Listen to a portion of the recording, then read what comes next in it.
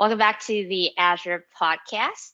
This is episode 388, and it is recorded on the 4th of August of 2021. Today we have the privilege to talk with our very special guest, April Dunham, about the art of the possible with Power Platform using Azure. And on Teams with me today, we have myself, Cynthia, Kale, Sujit, Kendall, and our special guest, April. Before we get into our topic, as usual, we have a couple updates to share.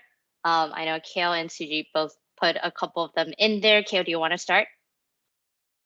Yeah, sure. So first one, I just have two here. One is about the Microsoft Cloud for Healthcare.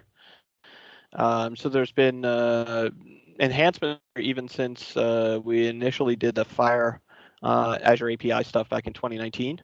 So now that's been even more enhanced with this thing called Azure Healthcare APIs, which are basically specially tailored kind of APIs that are built for ingestion, maintenance, and management, and then persistence of data to the Microsoft Healthcare Cloud for Healthcare.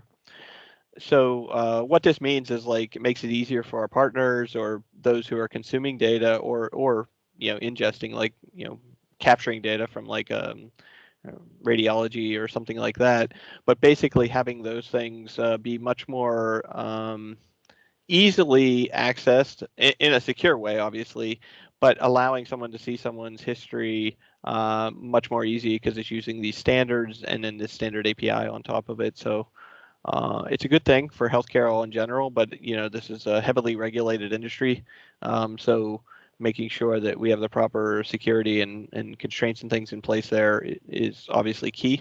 But that's what this service is kind of there to kind of help.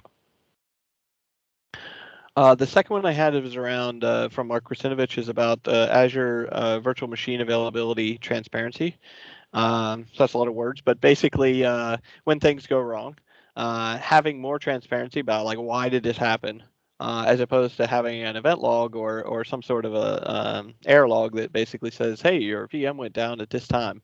Well, why did it go down? I'm actually surprised, the amount of transparency that's coming back. It's exposing some of the stuff that's inside Azure, like the top of rack routers and things like that, the hardware that's actually in place there to be more transparent with customers about, if there was a power outage or there was something that caused a problem in this rack that happened to have some of your nodes in it. So it's a good thing. Obviously, we don't like downtime, but when there is downtime, knowing what caused it so we can mitigate it is obviously key. Yep, and I have one update. This is the new immutable storage with versioning for blob storage is now in public preview. Just a recap from what immutable storage is. This is your write once, read many kind of blob storage. So you can write something to blob, and you can only write it once, and then you can read any number of times. Of course, you could put some policies on it to say, okay, this cannot be deleted for so many weeks, months, whatever time it has to be kept in that state. And you can also put a legal hold on it. So you could say, if a court says, okay, I want to legally protect this blob object, they could do that, and only until the legal hold is removed can you delete it. Now they've added the new feature where you can version it, and so what that means is that you can go back, you can apply policies and go back to say, okay, all my existing blobs that I have in there, apply this policy, right? Make them such that they cannot be deleted, or they have these legal holds on them and things like that. So you can go back in time and do things that you had not done originally. So that's a new feature which is in preview, and it's currently in preview in the French and the Canadian regions. I assume that's where the demand is for such a feature, and so just something to keep in mind there. Awesome, thank you. Anything else from anyone? If not, April. Oh, Kendall, where are you gonna go? No worries. Let's get into it. Okay. April, would you introduce yourself to our listeners and tell us what you do at Microsoft? Yeah, sure. Well, thanks so much for having me, first of all. So my name is April Dunham. I'm a Power Platform developer advocate here at Microsoft. So kind of cool role that I have, being able to advocate for and to developers, anyone using the Power Platform. My day-to-day is kind of all about content creation. How can I identify any gaps that we might have in documentation, making sure that we have any content related to the Power Platform necessary so that if anyone wants to start using it or needs documentation for it, that they're covered. So that's kind of my focus on. With that, I kind of come from a developer background myself. So I was a .NET and a C# SharePoint developer before getting into Power Platform. So getting developers using low-code tech like Power Platform is something that I'm super passionate about. And we just released like an ebook on the Fusion development process for the Power Platform, talking through that story about how we can loop in with custom connectors and code like that to be able to pull other APIs into Power Platform solutions. So definitely an area that I'm super passionate about. So follow-up What was- question. Kendall, go ahead. No, you got it. Oh, I was going to ask about custom connectors. So as a pro developer, what and why should I care about Power Platform? That's a big question, right? That that everyone has. Well, I think there's a few ways to think about it, right? I mean, for one, for me, how I got into it in my story, so maybe that would be helpful. I was building a lot of custom solutions, which is it's fine, and MVC applications, SharePoint, web parts, things along those lines. But what I was finding is, I mean, that stuff just can take time. When I started learning about low code tech and specifically the Power Platform, since I was already obviously developing in the Microsoft ecosystem, it really piqued my interest because it seemed like something that could save me a lot of time. And I'm not necessarily like the world's laziest developer, but anything that I can do to help me save time in what I'm doing, I mean, I'm all for, right? So I started looking into it. And then one of the things that is really cool to me is it's not just a low code tool. It's not just a drag and drop interface. It's so extensible. So I can do stuff like if I already have an existing API, like the custom connectors story there, I can expose that API via a connector just using OpenAPI. I already have that built. I don't have to do any additional legwork. Now I have the ability to extend that and build a quick mobile application with Power Apps in minutes, hours, where it would have took me days, weeks, months to do that if I was doing it, the old school, the custom code way, right? So it's all about saving time for me and just giving you another tool in your tool belt that you can have. It might not be the end all be all. Obviously, there's always going to be use cases where we still want to use custom code, but it's just another way that we can extend and embrace those fusion teams and have more people we can work with to build business solutions. Yeah, and just tagging onto that, April, on the custom connectors. So, there's a lot of connectors in there right now by default. So I could use those. Like the first thing is, at least my recommendation when people start using this is look what's in there first to see if it kind of meets your need. But then let's say there is one that's not, and then I want to use it. So I can do something like myself. But what if I want to? Is there like a marketplace? Like, what's that process like if I want to share my connector with the world, kind of thing? Yeah, super glad you asked because there's some new functionality that was just released along these lines. So there's a new program called the Independent Publisher Connector Program. So again, to echo what you just said, yeah, definitely check out the connectors that are already there because there's over 500 different connectors to all kinds of first and third-party services that might already fit your need. But if there's one that's not there that you want to connect to, like say Spotify or something, because that's a recent connector someone just built, we can do that, create the connector with the Open API file, and then there's a GitHub repo that we have at Microsoft as part of this program. You add that to, it can get verified and show right now in the app experience inside of Power Automate as an independent publisher connector. So you can share that with the community and build that. And eventually, right now it's in Power Automate. We don't know in the future if it will make it into, say, Power Apps or something, but that's definitely a program that we can use to be able to share different connectors with the community so that we can have even more than the 500 connectors we already have. Awesome. Yeah. So I have a couple of questions. One of my questions is really around, obviously, if you go from traditional application development, you're coding in Visual Studio, you're building out an MVC application, you're worried about the deployment model. all of these things, how can I determine if, hey, Power Platform might be a better fit for this, and then from that perspective, what would change, right? Are you still deploying? Is it hosted? Can you actually do this from like an external facing application perspective, or is it more for internal applications? Can you just talk a little bit to that? And then my second question, which I'm sure we'll get to at some point, is just talking about some of the broader integrations with the Azure platform, right? What are ways you can actually bring in some of these other Azure services and really leverage the power of those in collaboration with the Power Platform? Yeah, great question. So I'll touch first on the when would you use Power Apps, for example, and what would be some of the use cases? Because you mentioned, is this something that would be external or internal? So with Power Apps, we have a few different types of applications we can build. There's Canvas applications, which are called that because it's a blank canvas that you can build and just drag and drop controls and build in any connector that you want and mix and match and all that. Then we have model-driven applications and then something called Power Apps portals. So with the model-driven applications in the Canvas apps, those are intended to be apps that you build for your organization within your tenant. So that's kind of the scope of those. We can do things like integrate with Azure B2C to be able to have other people access it, but it's not going to be a kind of public-facing, consumer-facing approach that you would take with that.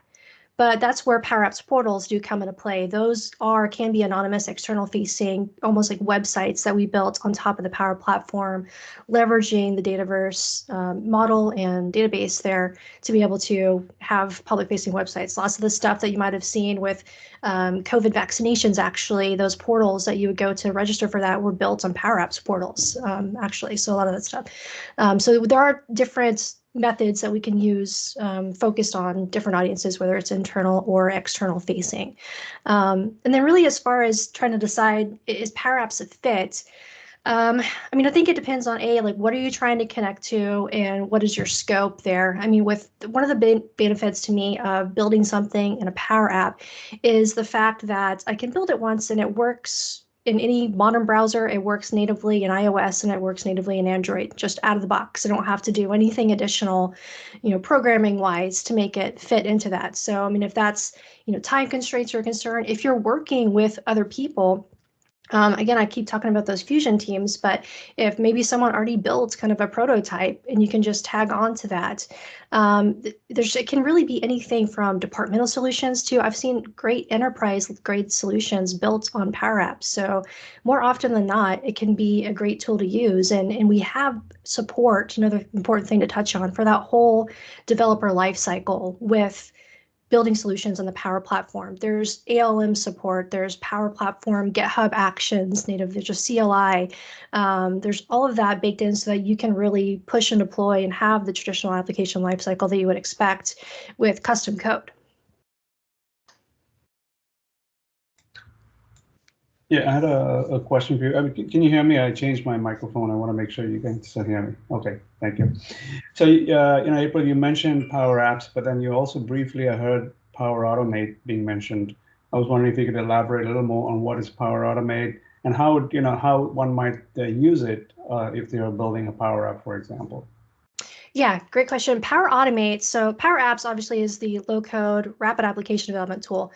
Power Automate, I like to call it kind of the glue that ties everything together for the Power Platform, really, because that's what allows us to do workflow and the process automation side of things. So Power Automate has really kind of expanded in scope over the years. So we have things called cloud flows where we can do workflows with all of those different connectors, right? SharePoint, obviously that's my background, so I used a lot of SharePoint-based workflows, document approval, scenarios like that.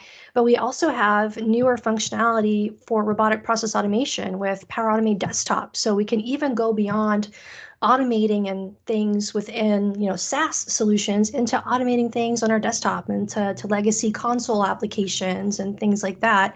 And then even one of the things about Power Automate that is super new and that's really exciting for me is something called Process Advisor. So that's taking it even a step further. If you're not sure exactly how best to automate a process or what the process is that you think needs to be automated, Process Advisor uses the power of that robotic process automation capability inside Power Automate to be able to allow you to run through and record what you're doing, what is the process, and it will show a map, the diagram of what that process is, help you identify bottlenecks in the process and how to best automate it. So it's really a holistic solution, taking you all the way from figuring out what your process is, what your gaps are, how to automate it, and then automating it either with RPA or with Cloud Flows.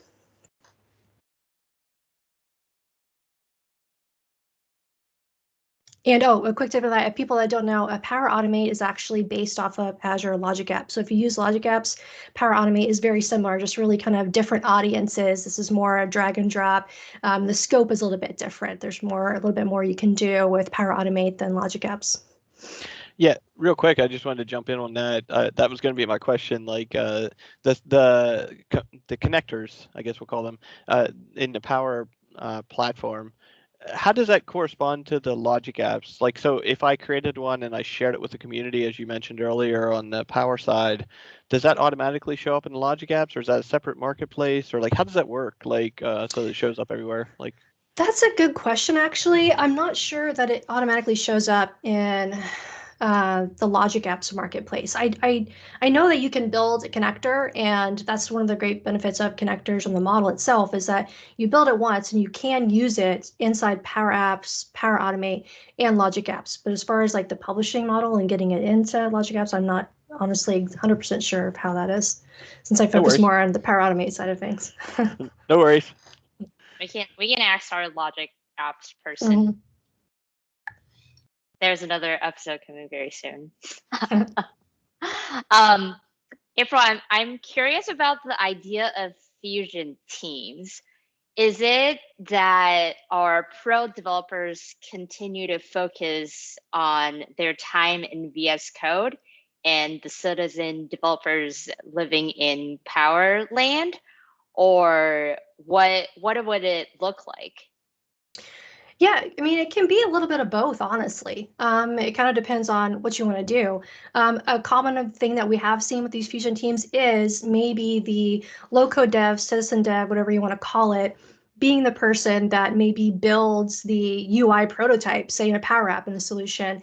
And then, yeah, the code first developer not having to worry about the UI if that's something they don't care about, and just focusing on the backend integrations and the backend services side of things. So it is a really common approach to this fusion development process that we see. But again, it can be something that maybe if you do like the UI and you just side of things and you want to be able to do that faster, maybe you just leverage Power Apps for that and then integrate with backend services, Azure services, and all of that. So it's what you make it. It's just the fact that the ability that we can give non-traditional developers the ability to help with that process, whether it's help with the workflow side of things, help with building the UI of the Power App and all of that, because it really speeds up things, because they're the ones that are going to be most familiar with the business process itself. So you don't have to, again, probably worry about a lot of the logistics if you can have those people be a part of the team and the app building team. And April, how does this work from a pricing perspective? Like always, the big mystery to me about how Power Apps work, because if I want to write a Power App, for example, maybe I have a small share it with a small project that I'm working on. Is this like a whole Microsoft 365 kind of deal I got to set up before doing it, or like what's the entry point for somebody who wants to get started with Power Apps? Great question. A few ways to get started. So obviously, Power Platform is part of Microsoft 365. If you're just wanting to get your feet wet, though, on it and just see what it can do, we have a Power Apps developer plan. So you can go sign up for that, use that in tandem with the Microsoft 365 developer plan that gives you that E5 license. And the Power Apps developer plan gives you the premium capability of Power Apps so that you can start developing and just seeing what it's like, seeing if it's something for you. So that's always where I point people to first. And then, of course, if you want to use that within your organization, there's a few different licensing models for that. We get what's called a seeded version of the Power Platform, which gives you the ability to connect to some of the Microsoft 365 services and automate those like SharePoint and OneDrive and all of that. And then we have kind of the paid tiers depending on what you want to do. So if you want to get really heavy into some of the integrations with Azure, Azure SQL, any of those premium connectors, because we have standard connectors, we have premium. If you want to do a lot of like custom connectors and all of that, then you can do different licensing models, which they've recently reduced the price of, which is great news. So there's a per application license and there's a per user license. So the per app license being you just license a user for a single application if you're just doing, one or two things with that, or if you're wanting to go all in on the Power Platform and build a lot of applications, you can go with that per user license and get unlimited applications to use per user. And just a quick follow-up on that is, just like you, I also started off being a .NET developer, not so much on the SharePoint side, more on like server side and whatnot, and WinForms applications. But for someone like us, how should we approach Power Apps as a programming model? Is it object-oriented? Is that the way to think about it? Is it more scripting? Like, what's the mindset going into building a Power App? Yeah, so with Power Apps, we recently gave the kind of the programming language a name to what we built in Power Apps Canvas apps, and it's called Power Effects. And the reason for the name behind it is it's what it is based off of. The language itself is Microsoft Excel. So if basically Excel formulas kind of on steroids is Power Effects and how we build Power Apps Canvas apps. So yeah, it's not like a C# traditional language in that way. So it's very, very Excel-like. That's one of the great things about it though, and why it's so easy from a business user perspective though to get started. If you already know about like 80%, I think, of the Excel functions that we have translate pretty directly to Power FX plus more. So super easy and simple to get started with. But yes, it is kind of a different paradigm there from an object-oriented language to something like that. April, when you talk about the COVID response apps, and then I thought about like, is there a bot component within the Power Platform?